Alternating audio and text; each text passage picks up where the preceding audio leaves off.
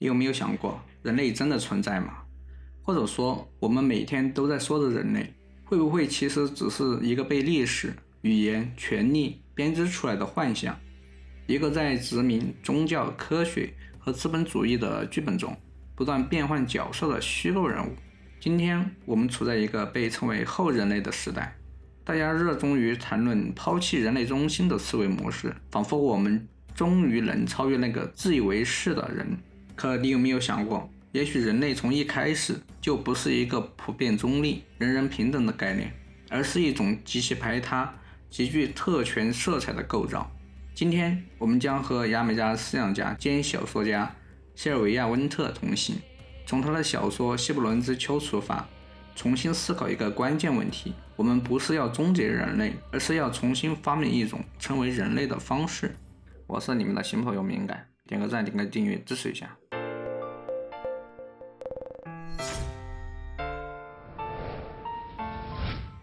人类常被称为有记忆的动物，可问题来了，我们记得的究竟是谁的记忆？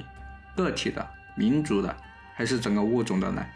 比如说，你还记得小时候的事情、亲人的模样，或者教科书上学的历史事件？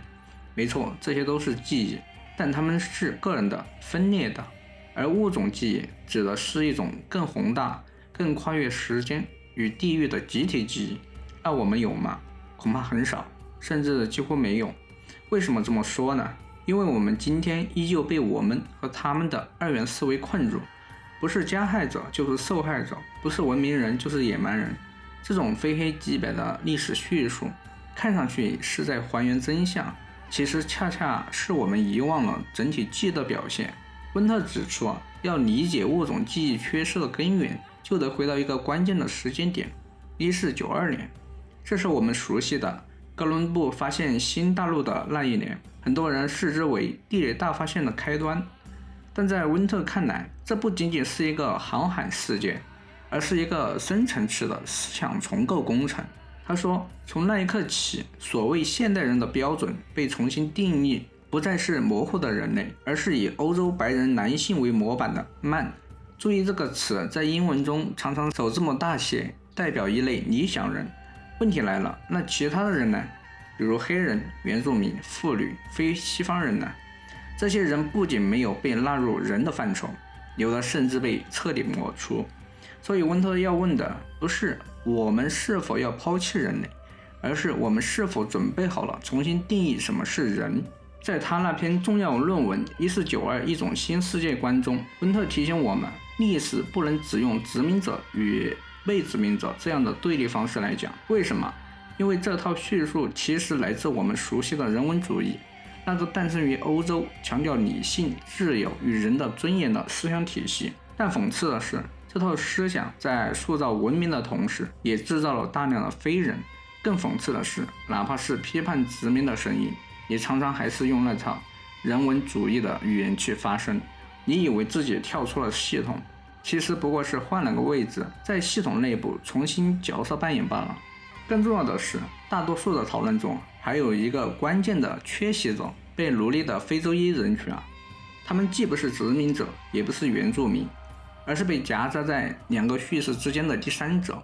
但正是他们在痛苦与压迫中催生出了一种新的文化根基，比如加勒比和美洲的多元文化就是这种冲突加融合的产物。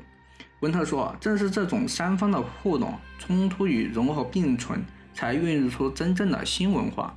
他们不是旁观者，也不仅仅是受害者，而是整个文化转型中的参与者与重构者。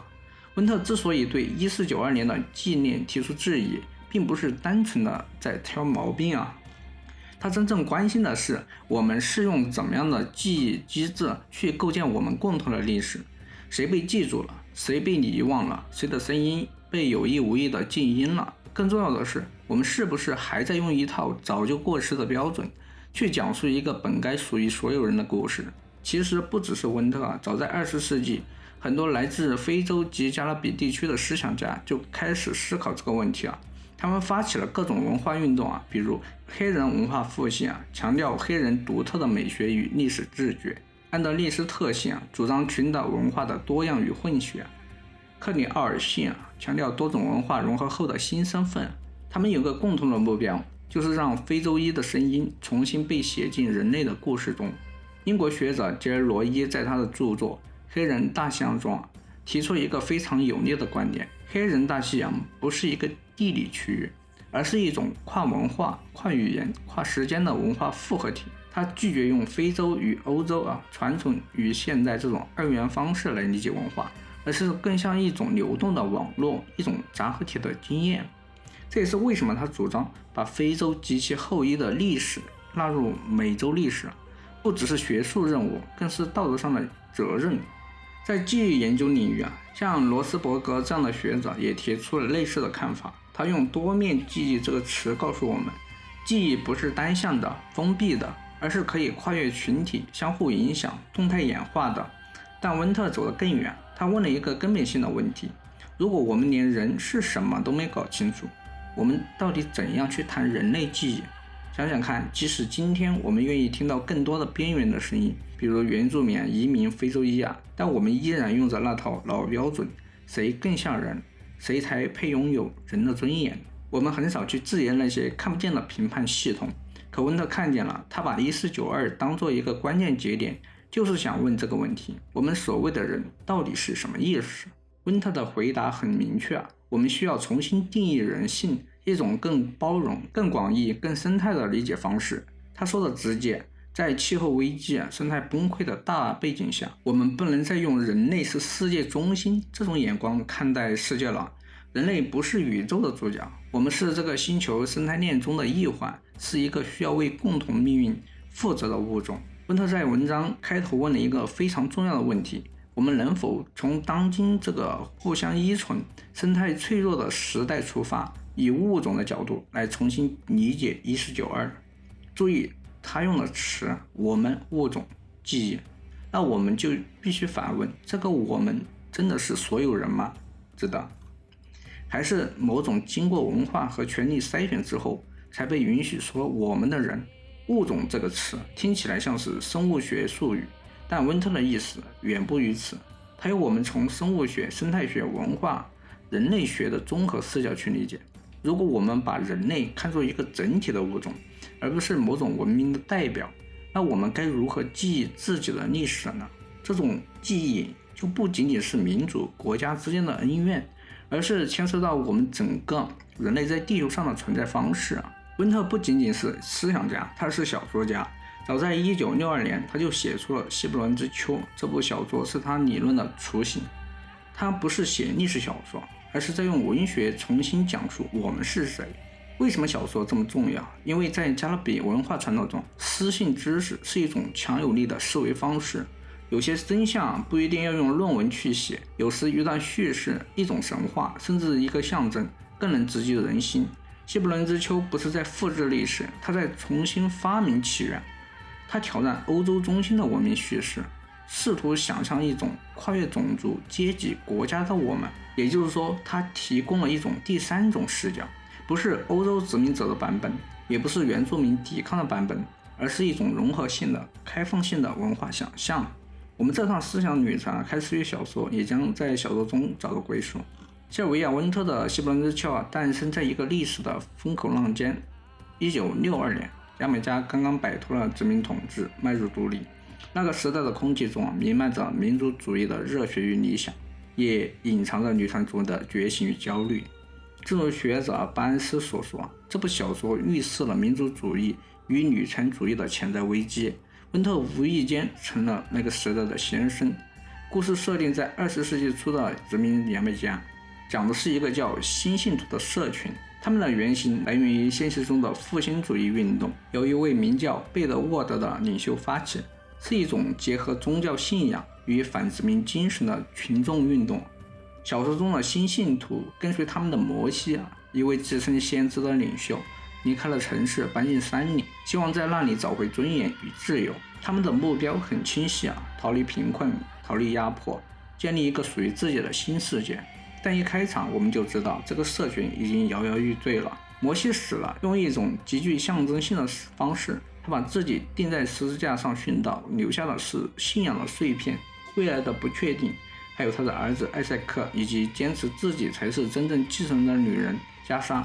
这个社群不断在追问一个问题：我们是谁？问题是这群人不是从一张白纸开始的，他们是奴隶的后代，身上背负着一段几乎被抹去的历史。正如学者麦基特里克指出，这些人所继承的是一种种族化的档案空白。换句话说，他们的祖先只在历史中留下了一些冰冷的记录，被鞭打的身体死刑的判决被当作货物列出的清单他们的生活、声音、信仰、尊严几乎没被记进正式历史。他们活在历史的缝隙里，不是主角，也不是反派，甚至连名字都没有，只是沉默的背景板。所以温特做了一件非常有力的事情，他用小说来回应这个沉默。他创造了一个地方——希伯伦之丘，一个象征性的3D避难所。在小说中新信徒跟随摩西来到这里，他曾经承诺：你们在穿越大西洋，在被奴隶和屈辱中失去的一切，在这里都可以找回来，包括你们自己的神明、记忆与命运。这个想象其实暗指历史上真实存在的逃亡奴隶社群，他们逃离种族园，躲入森林，在深山密林中建立自己的自由村落。那是抵抗的象征，也是重新找回我是谁的试验田。故事更深层的张力在于，摩西曾试图在城市中实现他理想中的出埃及，宣布自己是基督式的救世者，要带领大家摆脱白人殖民体系。结果他被抓进了精神病院，但这段经历反而让他醒悟，白人不是信仰上帝，而是用自己的样子造了一个白人上帝。他明白，要真正摆脱殖民统治，不仅要换个领导人，更要重新定义神圣。在他们那里，上帝必须是黑人。这不是一句宗教口号，而是一种彻底的精神革命。他没有止于建立一个黑人的乌托邦，而是进一步追问：如果我们只是简单的把黑人放在白人的旧位置上，那我们真的改变了吗？答案是没有。用黑人取代白人，如果仍然用那套谁是中心谁是边缘的逻辑在运作，那本质上还是没有跳出殖民系统的思维方式。温特最具冲击力的观点之一就是我们从未被视为人。听起来很刺耳，但他说的我们指的是在现代人文主义话语下被排除的那部分人，尤其是非洲裔群体。不是说他们不是人，而是他们从未被那套谁算是人的标准承认为人。这不是偶然的遗漏，而是系统性的写进了文明逻辑的底层代码。奥德利·洛德曾说：你无法用主人的工具拆除主人的房子。温特也正是这个意思。我们不能只是在网友的人类叙事里加点配料，说哦对了，还有黑人，还有原住民，那只是在修补，而不是在重建。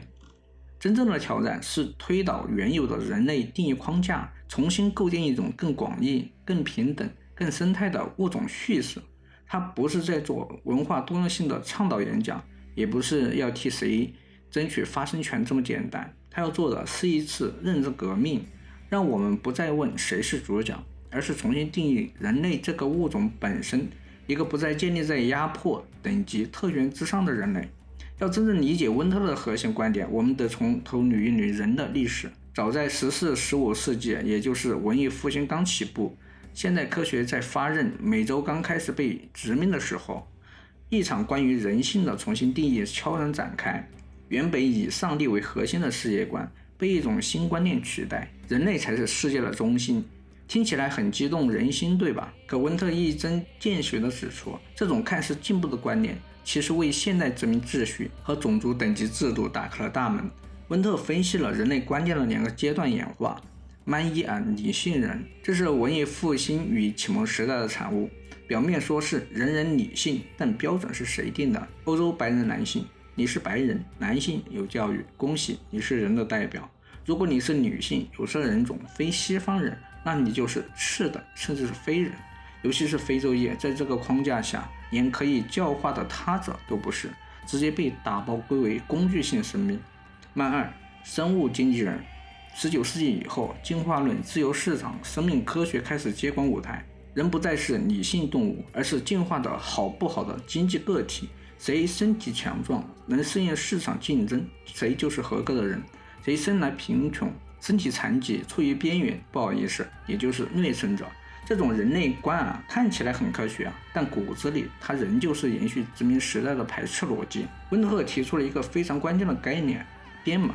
这就像系统在后台运行的一套规则，它悄悄决定了谁的生命有价值，谁的声音值得被记录，谁理应被排除在人的范畴之外。比如说你可能是名义上的人类一员，但现实中你被当作系统的损耗件，不被当回事，不被照顾，甚至不被记住。你有没有发现，哪怕我们今天用科学、理性、进化来解释社会差异，背后依旧藏着老问题。有钱人就是更适应社会吗？身体残疾的人就是进化失败的吗？某些群体不适合现代市场，就应该被排除在主流之外吗？这些看似客观的判断，其实就是新包装的歧视。温特说得很直白，现代社会并没有抛弃殖民逻辑，它只是换了件白大褂。温特不满足于修修补补，加点多样性来掩饰系统的缺陷，他要做的是提出一个彻底不同的方案，他称之为第三视角。什么意思呢？他不是在旧框架里给边缘人留了个位置，也不是搞个包容政策让大家都进来，而是要从根上重写人这个概念。温特拒绝那种包容一下就能解决问题的想法，他也批判黑格尔式的对立统一辩证法，认为那只是换个方式维持老框架。他说要彻底改变，就要来一场认知上的断裂，一个新的故事起点，不再是人就是白人男性，或者人是理性、进化、竞争力的化身，而是人是一种生命经验的和解，一种在不同历史、不同苦难中仍然选择创造记忆、希望的存在。这听上去很文学，但温特是认真的。他认为要打破现有系统的霸权，不靠技术，也不靠科学定义，我们需要的是诗性知识，一种来自边缘、来自被遗忘者、来自历史废墟的重新叙述。只有用这种方法，我们才能真正回答那句看似简单实则深刻的问题：我们是谁？它让我们意识到，所谓人类从来不是一个包罗万象的概念，而是一个精心选择的版本。我们不能只在旧地图上画新线路，而要彻底重新绘制这张地图。温特的第三视角不是补丁，而是一次系统更新，甚至是重新启动文明的操作系统。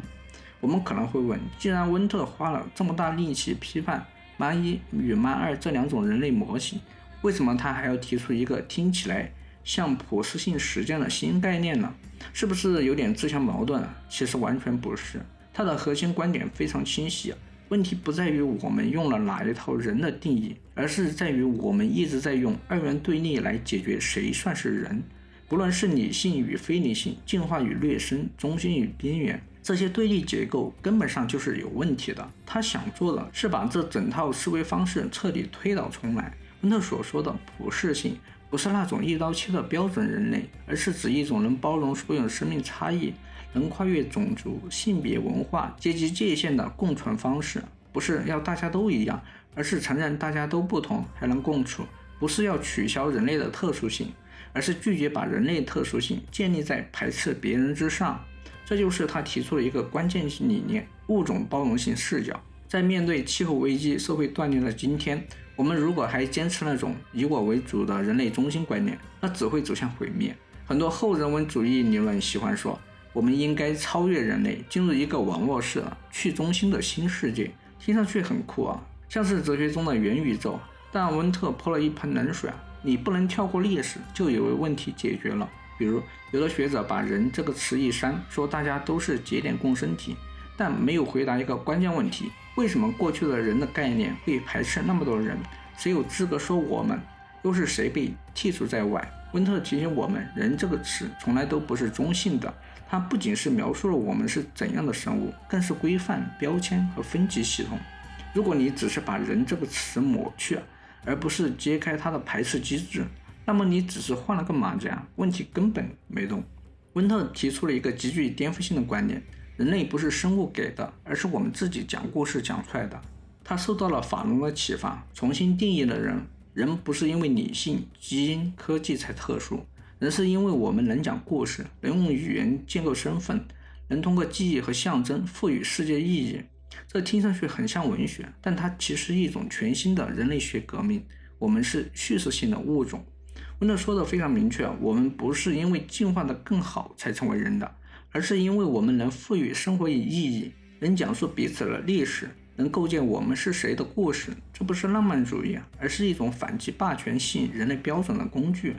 当你意识到人不是天生的，而是被叙事建构的，那你也就意识到我们完全有可能构建另一种成为人的方式，一种不基于等级与排斥，一种能承认差异、允许复杂性，一种真正属于所有生命的人类身份。最后，温特并不只停留在批判阶段，他要我们自己写一个全新的人类起源故事。他说，我们的未来不在于谁来取代谁，而在于我们是否有勇气抛弃那种谁更像人、谁更高级的叙事模式。我们再次回到西尔维亚·温特的小说《希伯伦之秋》，表面上它看起来不像传统意义上的后人类文学，没有 AI， 没有赛博格，也没有未来科技奇观，但它真正的革命不在于形式，而是在于内容。它用沉默、破碎与象征撼动了谁才是人的故事根基。小说中的那个救世主摩西，在自己设想的天堂之路上越走越孤独，直到最后他钉死在柱上时，绝望地喊出上帝是白人。这不是认命，而是一种震撼的顿悟。他们所依赖的神话、语言、秩序，其实从一开始就是殖民逻辑的一部分。你以为换了肤色、换了领导人就能改变了世界？不，那只是旧制度的反面版本，换汤不换药。希伯伦并没有成为天堂，它慢慢变成了另一个压抑的、贫困的、充满伤痕的社区，直到一连串历史事件彻底撕开了他的神圣面具。艾塞克强奸了别人的妻子，为了保护家族权利，他的母亲选择了沉默。艾塞克逃走，携款潜逃，社群开启追捕，干旱降临，希伯伦陷入了崩溃。可正是在这场全面崩塌中，温特埋下希望的种子。长老俄巴底亚发现真相之后，没有选择复仇，他选择了接受那个混血的孩子，并投入了一项全新的事业，修一条好路，一条通往世界的宽阔道路。那一刻，大雨终于落下。这一幕不是奇迹，而是隐喻，一种新的秩序在旧世界的裂缝中发芽。温特通过这部小说告诉我们，真正的变革不是把过去反过来复制一遍，而是想象一种完全不同的我们。这个我们不再建立在报复、对立、纯粹身份上，而是承认混血、接纳裂痕、拥抱不确定性，在记忆与创伤中讲述属于所有人的新故事。温特说，未来必须被记忆、被想象。未来不是等来的，而是讲故事讲出来的。如果我们愿意用新的语言去说出那些曾被沉默的名字，如果我们敢于承认过去不是一条直线，而是伤痕累累的回声，那么也许有一天，成为人类不再是某些人的特权，而是所有生命都能共同参与的一项实践。